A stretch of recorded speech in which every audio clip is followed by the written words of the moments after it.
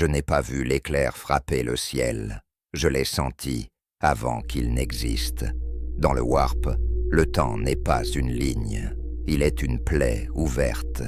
Et ce jour-là, quelque chose a percé cette plaie de l'intérieur.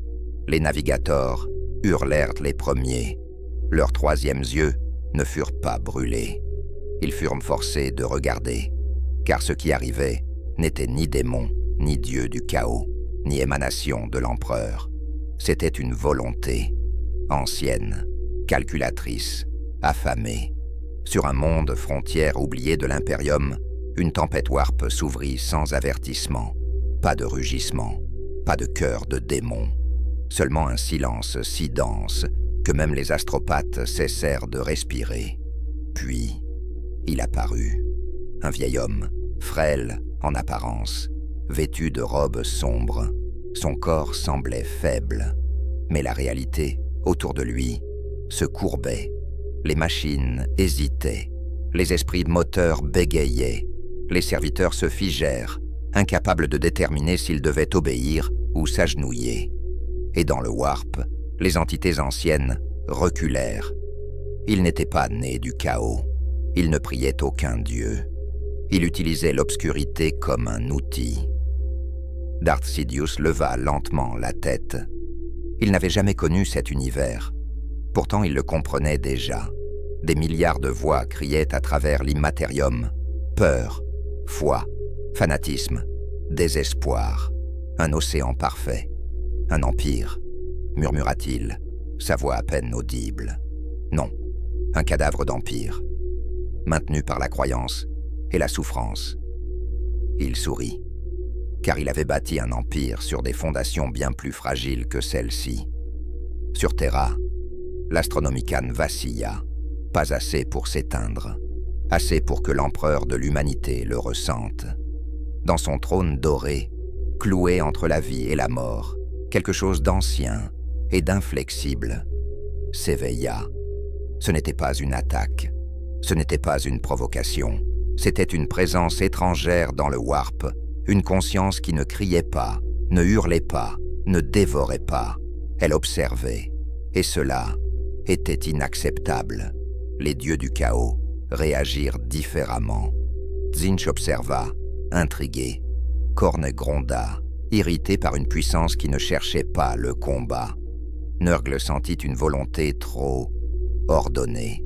Slaanesh sourit, reconnaissant une ambition pure. Mais aucun ne comprit immédiatement l'erreur qu'il venait de commettre. Car Sidious ne voulait pas leur place, il voulait leur utilité. Sur le monde où il était apparu, des soldats de la garde impériale encerclèrent l'anomalie. Ils pointèrent leurs fusils laser. Sidious les regarda. Il ne leva pas la main. Il ne cria pas. Il pensa. Les hommes tombèrent à genoux. Leurs pensées furent retournées, réécrites, vidées. Pas de sang, pas de cris. Seulement l'obéissance. Ainsi fonctionne ce monde, murmura-t-il. La foi remplace la volonté. La peur remplace la raison. Il leva les yeux vers un ciel déchiré par les nuages warp. Parfait. À cet instant précis, quelque chose changea dans la galaxie. Pas une guerre, pas une prophétie, mais une certitude. Une nouvelle main invisible venait de se poser sur le destin de l'Imperium. Une main qui connaissait l'art de la manipulation, de la corruption lente, du pouvoir bâti sur le mensonge. Darth Sidious venait d'entrer dans Warhammer 40 000. Et cette fois, il n'y avait aucun élu, aucune prophétie, aucune rébellion héroïque pour l'arrêter. Seulement un univers déjà brisé, et un homme qui savait exactement comment l'exploiter. Le premier à chercher une explication fut l'Inquisition. Elle le fait toujours. Quand quelque chose échappe à la logique impériale, quand le warp se tait là où il devrait hurler, quand la peur disparaît au lieu de s'amplifier, l'Inquisition ne demande pas pourquoi. Elle demande qui doit mourir. L'inquisiteur, seigneur Ramon Kael, arriva sur le monde frontière à bord d'un cuirassé noir marqué du sceau de l'Ordo Hereticus. Un homme austère, brillant, convaincu que rien n'échappait à son jugement. Il sentit immédiatement que quelque chose clochait. Les habitants ne criaient pas, ils ne priaient pas, ils obéissaient, pas par peur, par conviction. Dans la cité minière, les ouvriers travaillaient sans chant liturgique. Les prêtres parlaient moins. Les regards étaient calmes, trop calmes. Ils ont été touchés, murmura Kael, mais pas par le chaos. C'était ce qui le dérangeait le plus. Sidious observa leur arrivée depuis une haute terrasse de pierre noire. Ils n'avaient pas bougé depuis des jours. Ils n'en avaient pas besoin. L'Inquisition fonctionnait comme toutes les institutions qu'il avait déjà détruites ailleurs. Convaincu de sa supériorité morale, aveugle à sa propre rigidité. « Ils viendront à moi », pensa-t-il, « et ils croiront mener l'interrogatoire. » Quand l'inquisiteur entra dans la salle, escorté par des Tempestus Sions et un psycheur sanctionné, il vit un vieil homme assis calmement. Aucune chaîne, aucune barrière, aucune peur. « Vous êtes l'anomalie », déclara Kael. « Identifiez-vous » Sidious leva lentement les yeux. Il ne répondit pas immédiatement. Il regarda l'inquisiteur. Kael sentit quelque chose glisser dans son esprit. Passe une attaque, une évaluation, ses souvenirs d'enfance, ses serments, ses doutes, ses crimes nécessaires. Tout fut ouvert. Il chancela. « Impressionnant », dit Sidious enfin. Un homme qui croit protéger l'humanité en la mutilant. Le psycheur cria. Son crâne éclata de l'intérieur, incapable de supporter la présence de deux volontés dominantes dans le même espace mental. Les soldats levèrent leurs armes. Ils ne tirèrent jamais. Leurs doigts se figèrent. Puis, ils abaissèrent leurs fusils. « Hérésie !» hurla Kael, tentant de reprendre le contrôle. « Vous serez purgés. » Sidious se leva. Pour la première fois, l'inquisiteur comprit son erreur. Ce vieil homme n'émettait pas de présence warp chaotique. Il émettait quelque chose de plus ancien, une domination froide, calculée, sans passion. « Votre impérium est déjà un mensonge », dit Sidious calmement.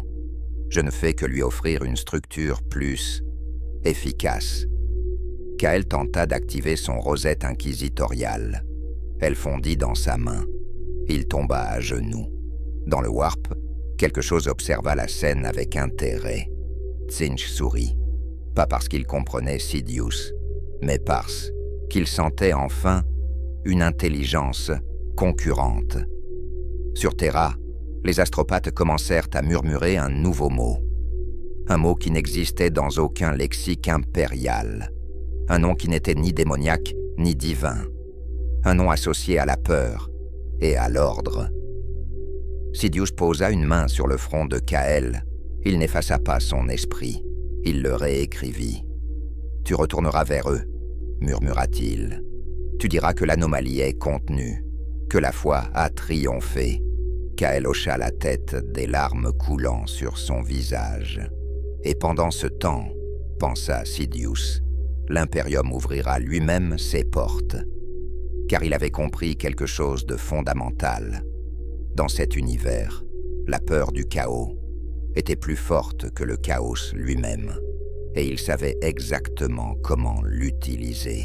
Le warp cria, avant même que quelqu'un comprenne pourquoi. Ce ne fut pas un hurlement au sens mortel du terme, mais une distorsion, une dissonance soudaine, comme si une note étrangère avait été jouée au cœur même de la symphonie du chaos. Dans les profondeurs de l'immatérium, là où le temps n'avait plus de sens et où les pensées devenaient des tempêtes, quelque chose venait de changer. Sur Terra, les auguries psychiques explosèrent les uns après les autres. Dans les forteresses inquisitoriales, les astropathes s'effondrèrent, le visage figé dans une expression d'horreur pure. Certains tentaient de parler, mais seuls des murmures incohérents sortait de leurs lèvres brûlées. Il n'est pas d'ici.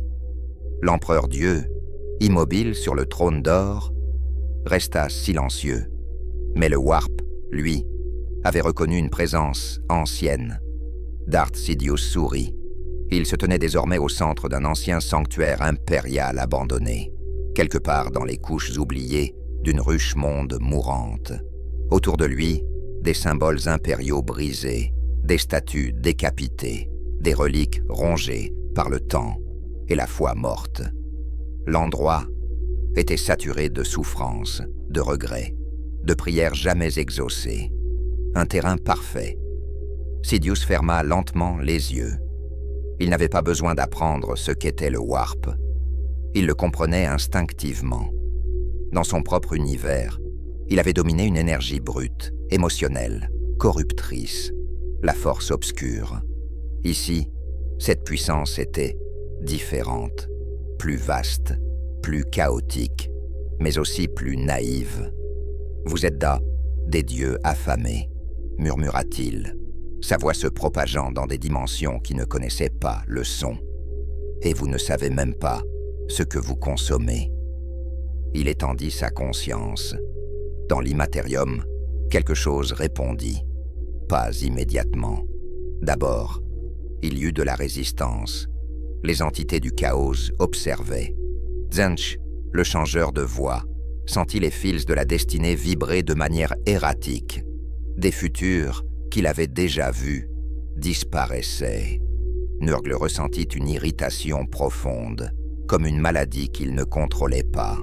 Slaanesh perçut une présence froide, dépourvue de désir, ce qui était en soi une offense. Et Khorne grinça des dents, car cette chose n'était ni guerrière, ni soumise à la rage. Sidious n'était pas un champion, il n'était pas un démon, il n'était pas un serviteur, il était un prédateur. Sur le plan matériel, les premiers effets se manifestèrent rapidement. Une escouade de l'Inquisition arriva sur le site, menée par l'inquisiteur Lord Verhoeven, un homme au regard dur, bardé de sceaux de pureté et entouré de guerriers vétérans. Les Auspex hurlaient, incapables de donner des lectures codées cohérentes. « Cette zone est contaminée », gronda Verhoeven. « Je veux tout purifier. » Ils n'eurent pas le temps de lever leurs armes. Sidious ouvrit les yeux. Le temps sembla ralentir. Les soldats ressentirent une pression dans leur esprit, comme si une main invisible serrait leurs pensées. Leurs souvenirs affluèrent, fautes passées, exécutions injustifiées, trahisons nécessaires, ou non. La culpabilité est un langage universel, pensa Sidious. Un simple geste de sa main, pas de flamme, pas d'explosion. Les inquisiteurs tombèrent à genoux, hurlant, non de douleur physique, mais parce que leur esprit était disséqué, mis à nu. Verhoeven tenta de résister, invoquant l'empereur, récitant des litanies de protection. Sidious s'approcha lentement de lui. « Votre empereur est un cadavre qui rêve, » dit-il calmement. « Et vous êtes les geôliers de son mensonge. » Les yeux de Verhoeven explosèrent dans une gerbe de lumière psychique.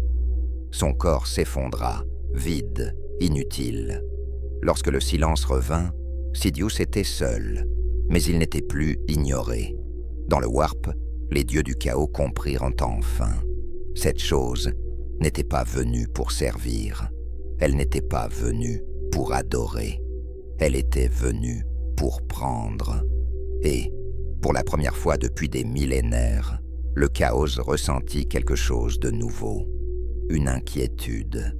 Sidious leva la tête, comme s'il regardait au-delà des étoiles. « Très bien, » murmura-t-il. « Montrez-moi vos champions. » La galaxie retenait son souffle. La réponse du Warp ne tarda pas. Lorsque Darth Sidious appela, ce ne fut pas une invocation rituelle ni une prière. Ce fut une provocation, une onde de volonté pure, projetée dans l'immatérium comme une lame froide, tranchant à travers les courants de folie. et de désir. Et le chaos répondit comme il savait le faire, par la violence.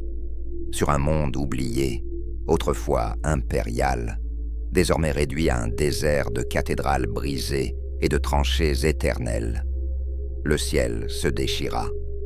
Les nuages tourbillonnèrent en spirale impossible, teintés de pourpre et de vert maladif. Les habitants survivants, cultistes, renégats, fous, tombèrent face contre terre, hurlant de joie et de terreur mêlée. Un portail s'ouvrit. Du warp émergèrent les élus. Le premier foulait le sol comme un cataclysme incarné. Une montagne d'armure écarlate, gravée de runes anciennes, tenant une hache gigantesque encore vibrante des âmes qu'elle avait prises. Un champion de cornes.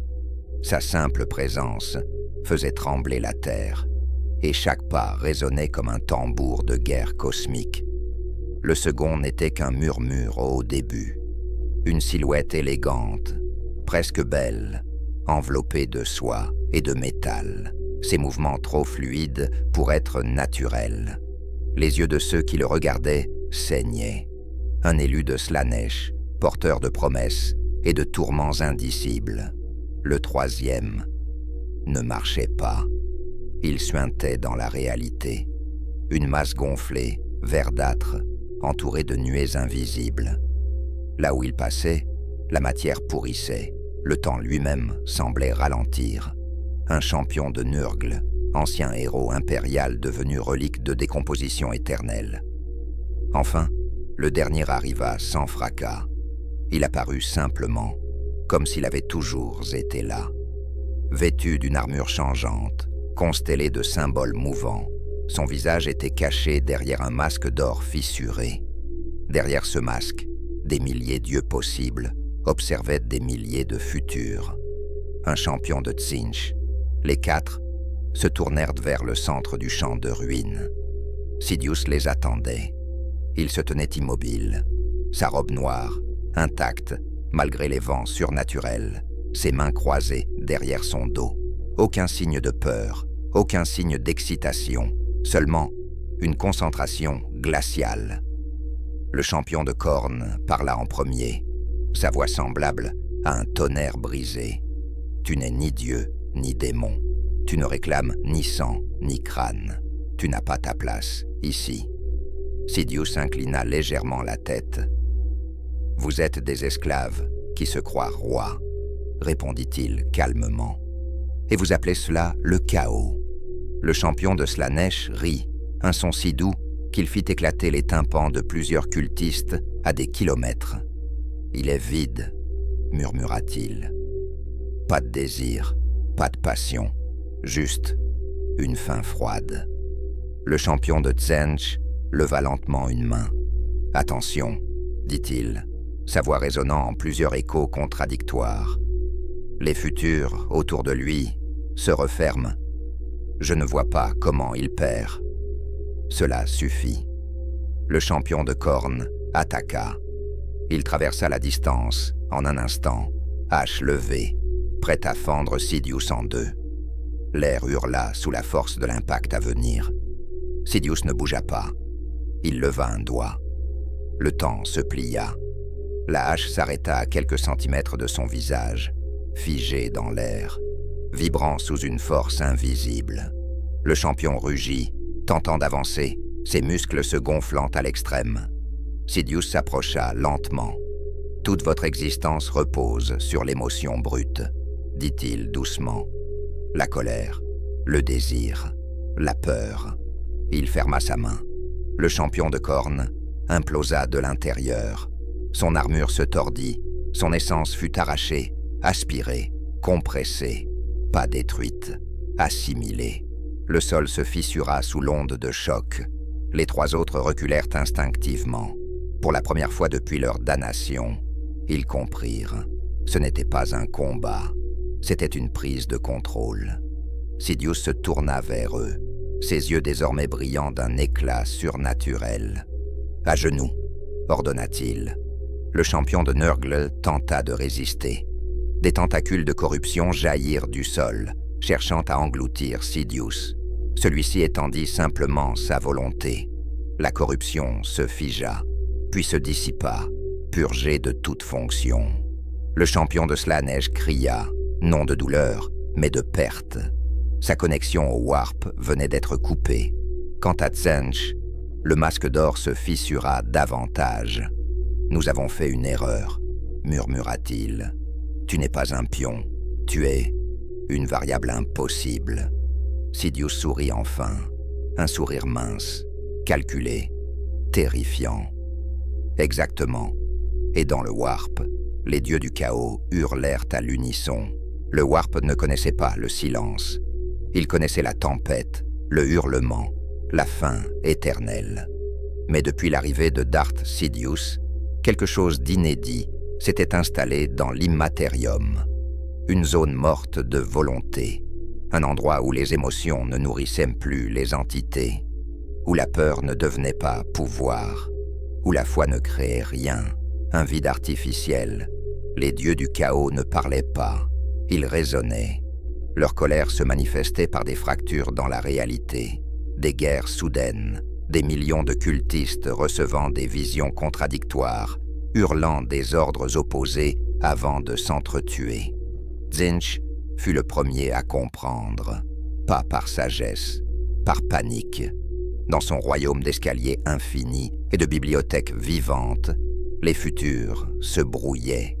Les lignes temporelles qui menaient toutes à une victoire du chaos se terminaient désormais dans une obscurité opaque, un angle mort. Sidious ne cherchait pas à dominer le Warp comme un dieu. Il le reprogrammait. Sur des centaines de mondes, les psykers humains commencèrent à ressentir quelque chose d'étrange.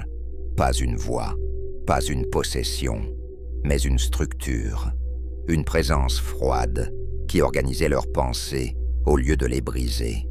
Certains moururent, incapables de supporter la pression mentale. D'autres survécurent, et ceux-là devinrent dangereux. Dans les ruines d'un ancien monde forge, un conclave de sorciers du chaos tenta un rituel majeur. Ils ouvrirent un portail, sacrifiant des milliers d'esclaves pour attirer l'attention des dieux. Ce fut Sidious qui répondit. Il apparut au centre du cercle rituel, sans éclat ni portail. Juste là, comme si la réalité avait oublié de l'empêcher d'exister. Les sorciers levèrent leurs bâtons, invoquant flamme, mutation, déformation de l'espace. Sidious leva les deux mains. Le Warp obéit. Les flammes s'éteignirent, les mutations se figèrent, les incantations moururent dans les gorges. « Vous utilisez le chaos comme une béquille » dit-il. « Moi, je l'utilise comme une ressource. » Il étendit son esprit. Les sorciers s'effondrèrent, non morts, mais vides. Leur connexion au Warp avait été sectionnée net. Des coquilles, conscientes, incapables de sentir la moindre émotion forte. Sidious les regarda avec dédain. Voilà le futur de ceux qui s'opposent à moi. Pendant ce temps, dans l'œil de la terreur, quelque chose changeait. Les tempêtes Warp ralentissaient, les démons perdaient leur cohésion, les pactes éternels se brisaient sans raison apparente. Khorne rugissait, mais ses armées se heurtaient à des zones où la rage ne produisait plus de puissance. Slaanesh sentait ses fidèles sombrer dans une apathie mortelle. Nurgle voyait ses bénédictions se dissiper, la pourriture refusant d'obéir. Et Tzeentch voyait ses plans mourir avant même d'exister. Ils comprirent alors. Sidious ne voulait pas leur trône. Il voulait leur fonction, sur Terra, au cœur du palais impérial. Les Adeptus Custodes sentirent une pression nouvelle. Les psycheurs survivants se mirent à genoux, non par foi, mais par instinct de survie. Les hauts seigneurs de Terra reçurent tous la même vision. Un homme vêtu de noir, assis sur un trône qui n'existait pas encore. L'empereur de l'humanité est un cadavre soutenu par des prières, dit la voix dans leurs esprits. Moi, je suis vivant. Des systèmes entiers cessèrent soudain d'envoyer des offrandes au Warp. Des flottes renégates se disloquèrent. Des démons furent aspirés hors de la réalité, non détruits, mais désintégrés conceptuellement. Sidious observait tout cela depuis un point immobile hors de l'espace. Son visage était calme, calculateur. « Le chaos n'est pas un ennemi », murmura-t-il pour lui-même. « C'est une inefficacité. » Mais dans les profondeurs du Warp, quelque chose de nouveau se produisait. Les dieux du chaos cessèrent de lutter séparément. Pour la première fois depuis l'hérésie d'Horus, ils envisagèrent une alliance, car ils avaient compris une vérité terrifiante. Si Sidious finissait ce qu'il avait commencé, le Warp ne serait plus un royaume divin. Il deviendrait une machine mentale, et eux, des parasites obsolètes. Il n'existe aucune table où les dieux du chaos se réunissent. Pas de conseil, pas de trêve, pas de diplomatie. Et pourtant, pour la première fois depuis la naissance du Warp, leurs volontés se synchronisèrent, pas par accord, par peur.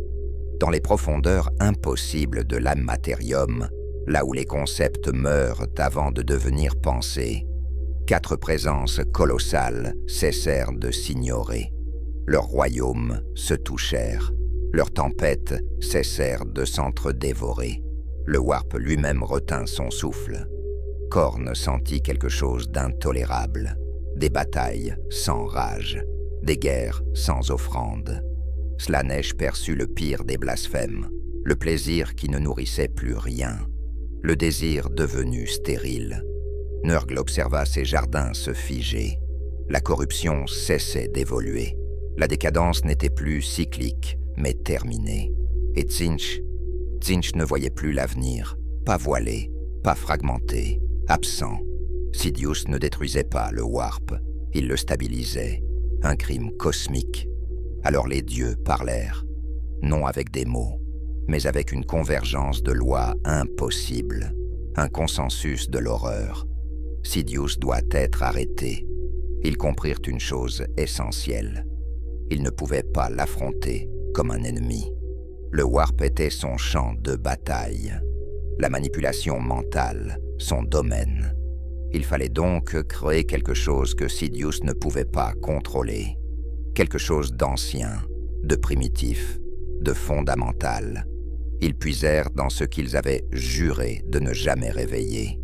Dans les archives interdites de la réalité, il existait un concept banni même du chaos, l'encre absolue, un être ou un événement si profondément enraciné dans la causalité qu'aucune volonté, même divine, ne pouvait le réécrire. Pas un dieu, pas un démon, un paradoxe vivant. Ils commencèrent le rituel. Des milliards de cultistes moururent instantanément, non pour invoquer, mais pour effacer toute trace de prédestination. Des mondes entiers furent sacrifiés pour créer un point fixe dans l'univers. Et Sidious le sentit. Pour la première fois depuis son arrivée dans cette galaxie, il fronça les sourcils. Intéressant. Sur des centaines de planètes, les psycheurs liés à Sidious hurlèrent à l'unisson. Le réseau mental qu'il avait construit vibra violemment. Pas de douleur, une résistance. Quelque chose refusait d'être structuré. Dans l'œil de la terreur, la réalité se déchira. Pas une ouverture warp, une déclaration d'existence. Ce qui émergea n'avait pas de forme stable. Chaque observateur le percevait différemment. Un roi brisé, une ombre couronnée, une silhouette faite de chaînes et de silence. Mais tous ressentirent la même chose. Ils ne pouvaient pas être dominés. Les dieux du chaos l'avaient créé pour une seule raison, être l'anti-Sidious. L'entité ouvrit ce qui tenait lieu de regard. Je suis ce qui ne peut être commandé. Sidious apparut face à lui, calmement, les mains jointes dans son dos. Voilà donc votre solution désespérée. Il tenta de sonder l'esprit de la chose. Rien. Pas de pensée, pas d'émotion, pas de désir. Une structure fermée. Pour la première fois. La force obscure ne répondait pas immédiatement. « Fascinant », murmura Sidious. L'entité avança d'un pas. La réalité se rigidifia autour d'elle. Les lois mentales, psychiques, causales, se verrouillèrent. « Tu n'es pas de ce cosmos. Tu ne peux pas le réécrire. » Sidious sourit, un sourire lent, calculateur. « Tu fais une erreur fondamentale, créature. » Il leva un doigt. « Je n'ai jamais eu besoin que l'univers m'obéisse. Il me suffit qu'il comprenne. » Et quelque part, très loin de là, sur Terra, le trône d'or vibra. Pour la première fois depuis 10 000 ans, quelque chose à l'intérieur réagit. Il existe des silences plus bruyants que les guerres. Lorsque le trône d'or vibra, ce ne fut pas une explosion, ni un cri, ni même une onde psychique classique. Ce fut une interruption, comme si pour une fraction d'éternité, l'univers avait oublié ce qu'il devait faire. Ensuite, sur Terra, des milliards d'âmes cessèrent de penser. Pas de panique, pas de douleur, juste un vide soudain, une suspension de la conscience collective. Les astropathes tombèrent à genoux. Les navigateurs hurlèrent, leurs troisièmes yeux se refermant dans le sang. Les prêtres du Ministerum crurent à l'apocalypse finale. Mais Sidious comprit immédiatement. J.A. Son regard se détourna du paradoxe vivant créé par les dieux du chaos. Ce n'était plus la plus grande anomalie du cosmos. Il venait d'en sentir une ancienne, une qui n'était pas née du Warp, mais qui le dominait.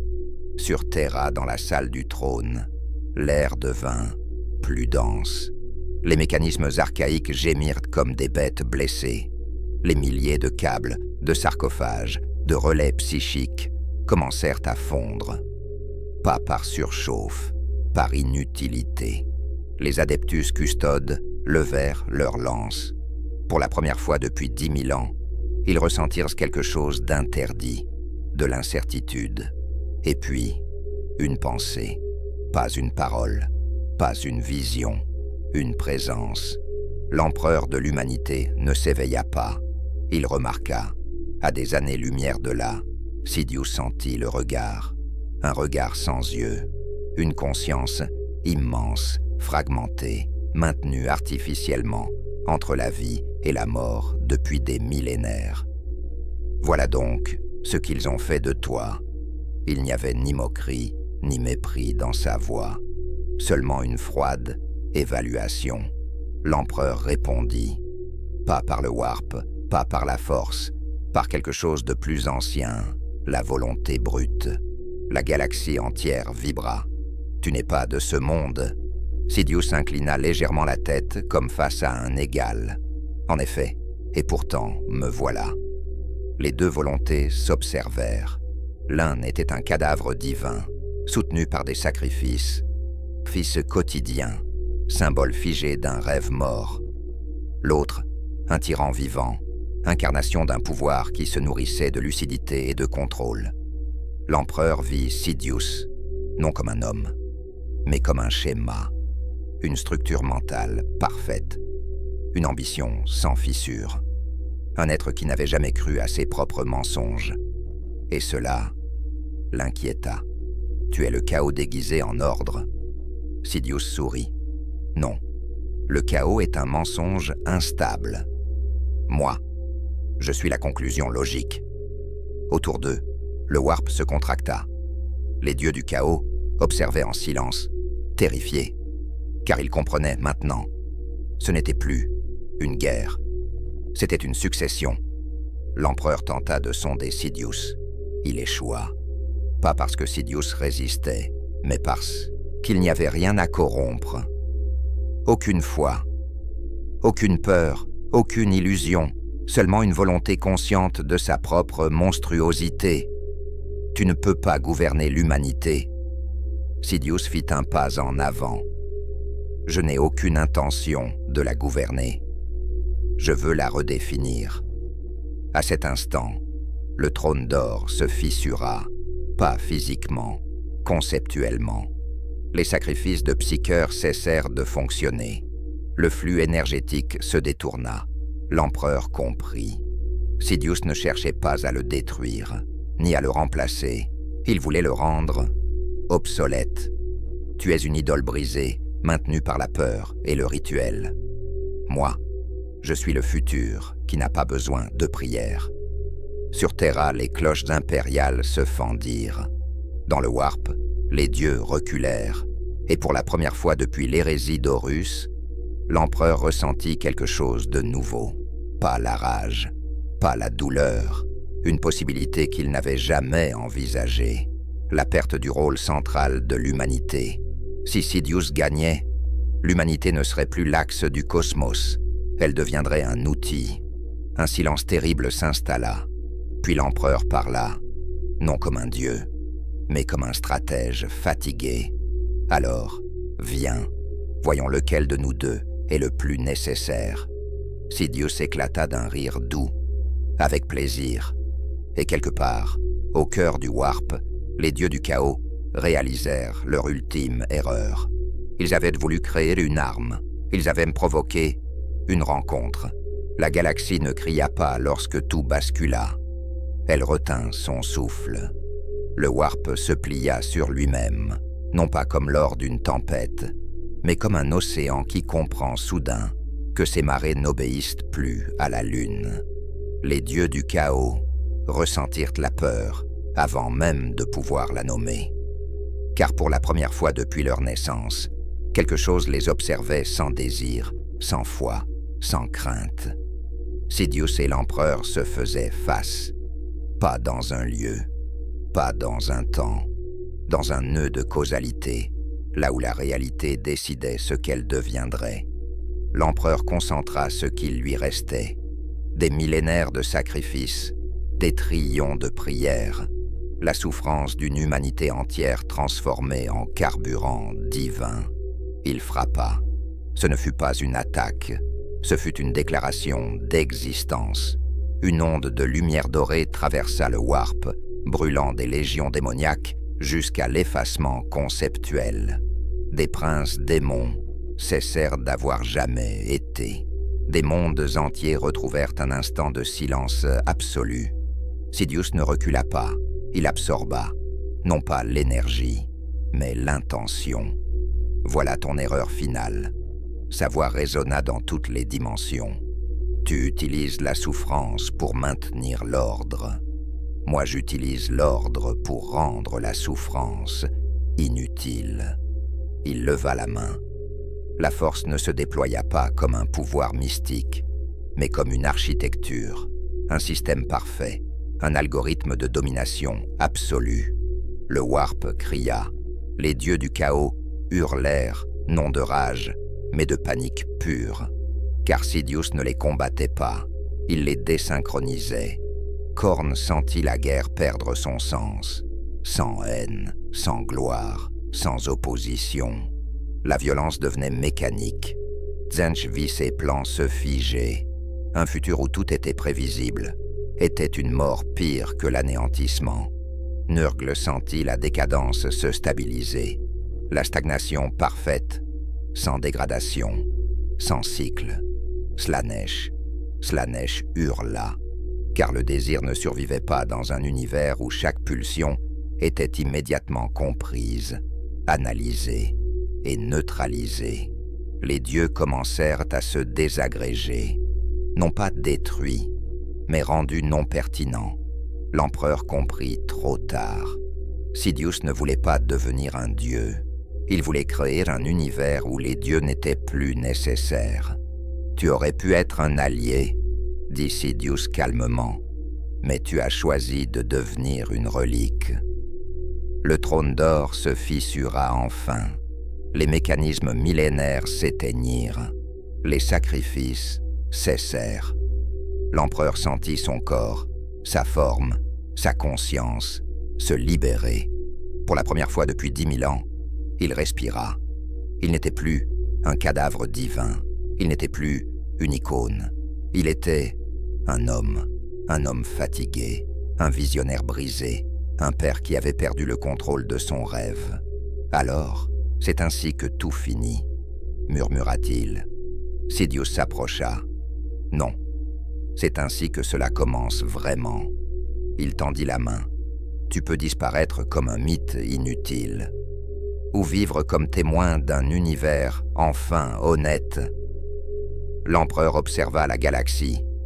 Les guerres cessaient, les tempêtes warp se calmaient, les psykers humains survivaient sans être dévorés. Les civilisations Xénos existaient encore, pas libres, mais stables. Un ordre terrifiant, un ordre sans illusion. Après un long silence, il ferma les yeux. « Fais ce que tu dois faire. » Sidious n'hésita pas. Il n'y eut ni exécution, ni effacement. L'empereur fut déconnecté, retiré du centre de la réalité, libéré de la foi, libéré de la douleur. Un homme redevenu mortel, dans un univers qui n'avait plus besoin de lui. Lorsque tout se stabilisa, le warp était calme. Les dieux n'étaient plus. La galaxie respirait autrement. Et sur un trône qui n'était plus d'or, Sidious contempla son œuvre. Enfin, murmura-t-il, un empire éternel, sans Dieu, sans chaos, sans espoir inutile. La force et la réalité s'étaient alignées. Et quelque part, très loin, une dernière pensée traversa l'univers. La paix absolue est la forme la plus parfaite de la tyrannie.